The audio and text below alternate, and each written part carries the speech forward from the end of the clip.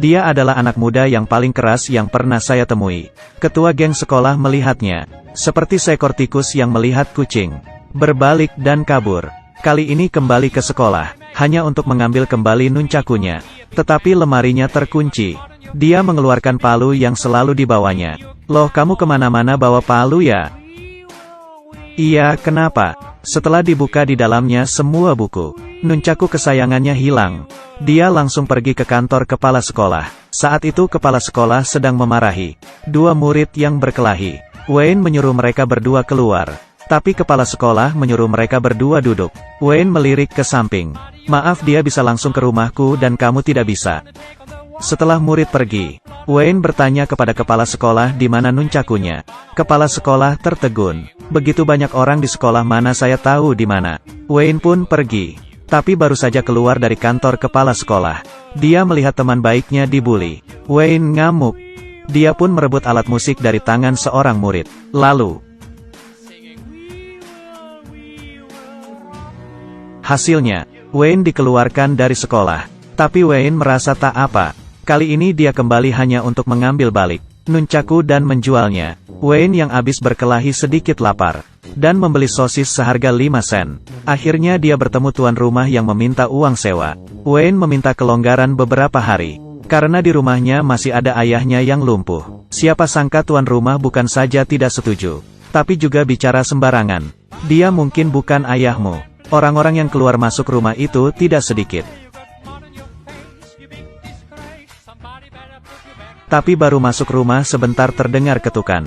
Wayne mengira itu tuan rumah. Membuka pintu dan marah besar. Rupanya seorang gadis penjual roti. Wayne langsung menyukainya, dan mengundangnya masuk ke rumah. Baru masuk rumah Wayne menunjukkan bakatnya.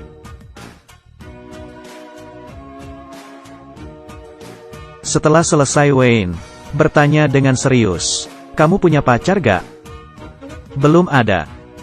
"Bolehkah saya menjadi pacarmu?" Si gadis bertanya dia jadi atau tidak membeli roti. Wayne ingin membeli tapi dia tidak punya uang.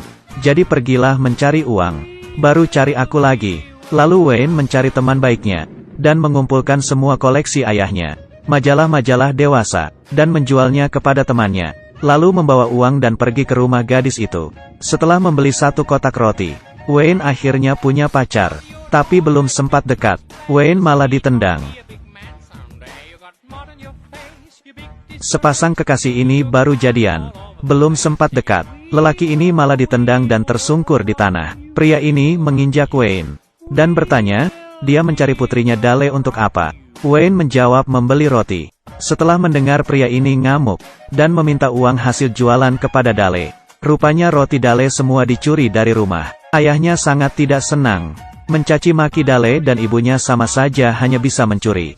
Dia menjambak rambut Dale, dan menyuruh kedua putranya memberikan pelajaran kepada Dale. Setelah itu, Wayne baru sampai rumah. Dipanggil oleh ayahnya yang sedang sakit keras.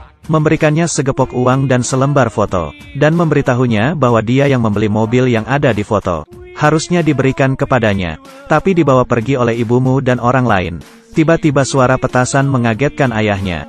Wayne sangat emosi dan pergi. Segera pergi ke rumah tetangga, mengambil kembang api di tanah. Berencana membuat pesta kembang api di rumah mereka. Tapi melihat sekeluarga itu dia terharu. Kembali ke rumah Wayne, bermaksud memamerkan kepada ayahnya dia telah membereskan keributan. Tapi dia menemukan ayahnya sudah tidak bergerak. Wayne menemani ayahnya duduk sesaat. Dia mengambil foto, memutuskan merebut kembali mobil yang diberikan kepadanya. Wayne pergi ke gudang, mengelap motor tua yang ditinggalkan ayahnya. Lalu pergi ke rumah tuan rumah dan membayar uang sewa. Setelah tuan rumah membuka amplop, di dalamnya semua berisi makian. Tuan rumah yang emosi berlari keluar marah besar.